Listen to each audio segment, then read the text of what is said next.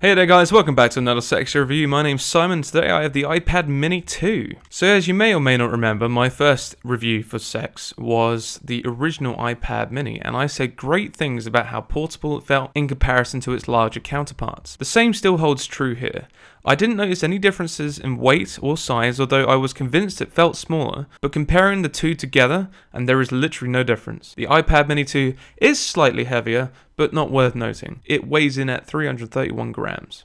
The screen size is still the same, but iPad brought their Retina technology back for this one, and you can immediately tell the difference with it on this one. The colours are more vibrant, the screen is much more sharper, so the overall viewing experience is much more pleasing. They've upped the resolution on it, which is a really obscure number, but all the same, it's at 1536 by 2048. Right, so the iPad 2 has the A7 chipset, which was a step up from the last one, with a dual core of 1.3 GHz and a G6430 quad-core graphics chip.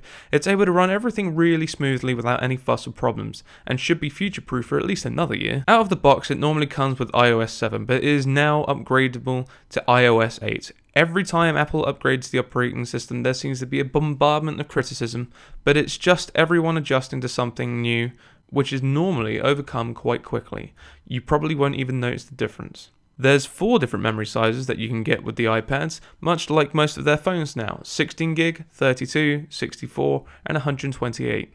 Bear in mind those 128GB models are expensive. Consider how much you are really going to be using your iPad to warrant that much memory, as, like most products and many other brands, electronics tend to chug after a while when it starts getting a little bit fat on the apps. Be sure to maintain anything useless that you don't use. Nothing has changed with regards to camera from the previous model. It's still sufficient to get all the jobs done, but I wouldn't take it abroad for taking pictures of the Louvre, for example. 5 megapixels on the back and 1.2 on the front. It's pretty well known that Apple tablets are damn good when it comes to energy consumption, so imagine how good it will be when I tell you they've shoved a bigger battery in there. Now with a 6470 mAh battery. Now I can't give you a proper verdict on the iPad Mini 2 with regards to the battery, as I haven't been able to give it an endurance test. However, feedback from customers and research on the internet has said they've lasted up to weeks on standby. Granted, you can't be using your iPad that much if you manage to get it to last that long, purely on standby, but goes to show how good it is at energy saving. So the end verdict? Same product, different number. Whilst it's nice to have a new souped up screen, I left the iPad Mini 2 wondering, is it really worth it? The original iPad Mini can be upgraded to the latest iOS as well, and has had no problems. If you have the original, then I would say pass and get the next upgrade.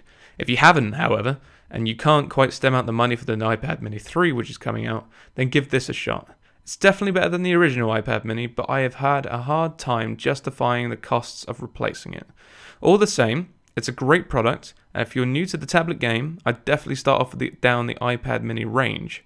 Let alone I'd probably finish down the iPad Mini range as well. That's all from me, guys. If you want to check the website at www.webuy.com, you can see the prices for how much we buy or trade in for a voucher, or even sell iPad Minis. Or if you're confused about the website in any way, feel free to go to our local sex store near you.